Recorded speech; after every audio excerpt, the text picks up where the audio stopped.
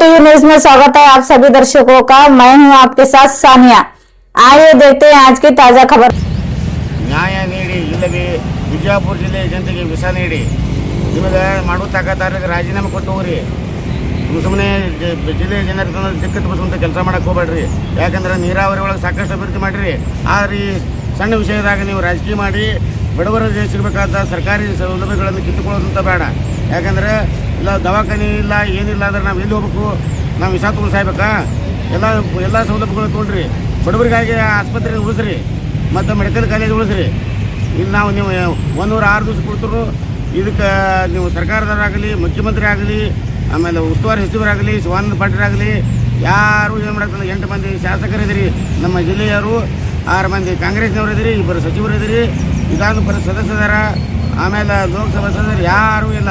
ನೀವು ಯಾವ ಇದಕ್ಕೋಸ್ಕರ ಆಚೆ ಬಂದಿರಿ ಎಂದು ಗೊತ್ತಾಗ್ತಾ ಇಲ್ಲ. ಯಾಕಂದರೆ ನೀವು ಜನರ ಸೇವೆ ಮಾಡೋಕೆ ಬಂದಿರೋ ಏನು ನಿಮ್ಮ ಸೇವೆ ಮಾಡ್ಕೊಳಕ್ಕೆ ಬಂದಿರೋ ಗೊತ್ತಿಲ್ಲ. ಅದಕ್ಕೆ ನೀವೇನಾಗದೆ ನಿಮಗೆ ಮಾಡೋದು ಆಗ್ಲಿಕ್ಕಂದ್ರೆ ನೀವು ತಕ್ಷಣ ನಿಮ್ಮ ಸಚಿವ ಸ್ಥಾನಕ್ಕೆ, ನಿಮ್ಮ ಶಾಸಕರ ಸ್ಥಾನಕ್ಕೆ ರಾಜೀನಾಮೆ ನೀಡಬೇಕು. ನೀಡಿಸಿದ್ರೆ ನೀವು ನಮ್ಮ ಹೋರಾಟದ ಭಾಗವಹಿಸಿರಿ. ನಮಗೆ ಹಂಗಲ್ಲ, ನಾವು ನಿಮ್ಮ ದುಡ್ಡು ಕುಂದಿರ್ತೀವಿ ಅಂತೇಳಿ.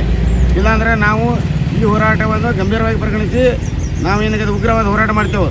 ಮುಂದೆ ಆಗುವಂಥ ಅನಾಹುತಕ್ಕೆ ಸನ್ಮಾನ್ಯ ಶ್ರೀ ರಾಜ್ಯದ ಮುಖ್ಯಮಂತ್ರಿಗಳ ಸಿದ್ದರಾಮಯ್ಯನವರು, ಆಗ ಉಸ್ತುವಾರಿ ಸಚಿವರಾದ ಎಂ ಬಿ ಪಾಟೀಲರು, ಶಿವಾನಂದ ಪಾಟೀಲರು, ಬಸನಗೌಡ ಯತ್ನಾಳ, ಆಮೇಲೆ ಯಶವಂತರೇಗೌಡ, ಎಲ್ಲ ಶಾಸಕರು, ಎಲ್ಲ ಪಕ್ಷದವರು ಇವರೆಲ್ಲ ಹೊಣೆಗಾರ ಹಾಕಿ ನೀವು ಒಂದು ವೇಳೆ ಮಾಡ್ಲಿಕ್ಕಂದ್ರೆ ನಿಮಗೆ ಮುಂದಿನ ಬರುವ ತಕ್ಕ ಮಾಡೋದು.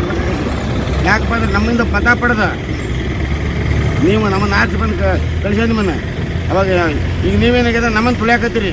ನೀವು ಏನಂತಾರೆ ಭಿಕ್ಷಕರಿಗೆ ಹೆಂಗೆ ಹಾಕ್ತೀರಿ, ಹಂಗೆ ಇದು ಹಾಕಾಕತ್ತೀರಿ. ನಾವು ಭಿಕ್ಷಕರಿಗೆ ಮಾಡತ್ತೀರಿ. ನನ್ನ ಬೆಂಗಳೂರಲ್ಲಿ ನೀವು ಮುಖ್ಯಮಂತ್ರಿ ಭೇಟಿ ಮಾಡಿಸ್ತಂತ ಕರ್ಕೊಂಡು ಹೋದ್ರಿ. ಹೋಗಿ ಅಲ್ಲಿ ನಮ್ಮನ್ನು ಭಯೋತ್ಪಾದಕರ ಥರ ನೋಡಿಕ್ಸಿಂದೆ ನಮ್ಮನ್ನು ಏನಾರ ಯಾರು ತುಳು ಮಾಡ್ದಾರ ನಿಂದಿರಿಸಿದ್ರಿ. ಮುಖ್ಯಮಂತ್ರಿ ಸರಿಯಾಗಿ ಮಾತಾಡಲಿಲ್ಲ, ಏನಿಲ್ಲ. ಒಂದು ಊಟ ಹಾಕಿದ್ರಿ, ನಿಮ್ಗೆ ಊಟ ಹಾಕಿದಪ್ಪ ನಿಮಗೆ ಅಂತ ಹೇಳಿದ್ದೀರಿ. ಯಾಕ್ರಿ ಸ್ವಾಮಿ ನಮ್ಮಲ್ಲಿ ಊಟ ಇದ್ದಿಲ್ಲ, ಇಲ್ಲ ನಾವೇನು ಸಾರ್ವಜನಿಕ ಕೆಲಸಕ್ಕೆ ಬಂದೆವು. ಆ ಊಟ ಹಾಕಿದ್ದಿತ್ತು, ಆ ಊಟ ಇವತ್ತು ನಾವು ನಿಮ್ಮ ಮನೆ ಮುಂದೆ ಇಲ್ಲೇ ಧರಣಿ ಮಾಡಿ ಇಲ್ಲೇ ನಾವು ಅನ್ನ ಮಾಡಿಸ್ತೀನಿ ನಾವು ಅದು ಋಣ ತೀರಿಸ್ಕೊಂಡು ಹೋದಾಗ ನಾವು ಬಂದೇವೆ. ಇಲ್ಲಿ ಎಲ್ಲಿವರೆಗೂ ಇಲ್ಲಿಯೇ ಮನೆ ಮುಂದೆ ಪ್ರತಿಭಟನೆ ಮಾಡ್ತೀವಿ. ಇದು ನಮ್ಗೆ ಇವತ್ತು ಸಾಯಂಕಾಲ 6 ಗಂಟೆವರೆಗೆ ಪ್ರತಿಭಟನೆ ಹಮ್ಮಿಕೋತೇವೆ. ಮುಂದಿನ ನಡೆ ಉಗ್ರವಾರ ಹೋರಾಟ ಮಾಡ್ತೀವಿ. ನಾಳೆ ಶಿವಾನಂದ ಪಾಟೀಲ್ ಮನೆ ಮುಂದೆ, ನಾಡ್ದು ಬಸನಗೌಡ ಯತ್ನಾಳ್ ಅವ್ರ ಮನೆ ಮುಂದೆ, ಯಶವಂತರಾಯಗೌಡ, ಆಮೇಲೆ ಕುಟ್ರದ ಕಟ್ಟಕೊಂಡ, ಆಮೇಲೆ ಮನಗೂಳಿ ಅವ್ರ ಮನೆ ಮುಂದೆ, ಹೀಗೆ ಎಲ್ಲ ಜಿಲ್ಲೆಯ ಶಾಸಕರ ಮನೆ ಮುಂದೆ ಒಂದು ದಿವಸ ಪ್ರತಿಭಟನೆ ಹಮ್ಮಿಕೋತೇವೆ. ಮುಂದೆ ಬಿಜಾಪುರ ಜಿಲ್ಲಾ ಒಂದು ಬಂದ್ ಮಾಡ್ತೇವೆ. ಮುಂದೆ ಆಗುವ ಅನಾಹುತಕ್ಕೆ ಜಿಲ್ಲಾ ಉಸ್ತುವಾರಿ ಸಚಿವರು ಮತ್ತು ಮುಖ್ಯಮಂತ್ರಿಗಳ ಕಾರಣಕ್ಕಾರ ನಮ್ಮ ಹೋರಾಟಗಾರ ಯಾರಿಗಾರ ಏನೋ ದೌರ್ಜನ್ಯ ಮಾಡಿ ಹಲ್ಲೆ ಮಾಡಿ ಏನು ಮಾಡಿದ್ರಪ್ಪ ಅಂದ್ರೆ ಇದಕ್ಕೆ ನೇರ ಸಿದ್ದರಾಮಯ್ಯನವರೇ ಮತ್ತು ಉಸ್ತುವಾರಿ ಸಚಿವರೇ ಕಾರಣಕ್ಕಾರ. ಯಾಕಂದ್ರೆ ನಾವು ಜನರಿಗೆ 25 ಲಕ್ಷ ಜನತೆಗಾಗಿ ಹೋರಾಟ ಮಾಡಾಕತ್ತೇವೆ. ನಮ್ಮ ಸಭೆ ಗೊತ್ತಿಲ್ಲ. ಯಾಕಂದ್ರೆ ಸರ್ಕಾರಿ ದವಾಖಾನೆ ಮಾರ್ಕೋತ ತಿಂದ್ರೆ ನಾವೆಲ್ಲಿ ಹೋಗೋನು? ನಾವು ಆಸ್ಪತ್ರೆಗೆ ಹೊರಗೆ ಹೋದ್ರೆ 1500 ರೂಪಾಯಿ ತೊಗೋತಾರೆ, 2000 ತೊಗೋತಾರೆ.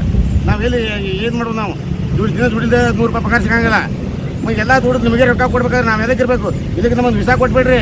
ನಮಗೆಲ್ಲ ಬಿಜಾಪುರ ಜನತೆಗೆ ವಿಸಾ ಕೊಟ್ಟು ನೀವೇ ಈ ಜಿಲ್ಲೆ ನಾಳ್ರಿ. ನಮ್ಗೆ ಬೇಡ ನಾವೇ ಇರಂಗಿಲ್ಲ. ನಿಮ್ಗೆ ಬೇಕಾದ ಹಾಳಾಗಿ ಬರ್ತೈತಿ. ಸ್ವತಂತ್ರ ಸಿಗೋಕ್ಕಿಂತ ಪೂರ್ವ ಚಲೋ ಇತ್ತು, ಅದಕ್ಕಿಂತ ಕೆಟ್ಟಾಗೈತಿ. ಬ್ರಿಟಿಷರ ಪಾಡ, ಬ್ರಿಟಿಷರ ಕೆಟ್ಟ ಪೂರ್ವಗಳಾಗ್ಬಿಟ್ಟೈತಿ. ನಿಮ್ಮ ಹೆಸರು ಹೇಳ್ರಿ? ಮಲ್ಲಿಕಾರ್ಜುನ ಭಟ್ಟಿಗೆ, ವಾಲ್ಮೀಕಿ ಸಂಘದ ರಾಜ್ಯಾಧ್ಯಕ್ಷ.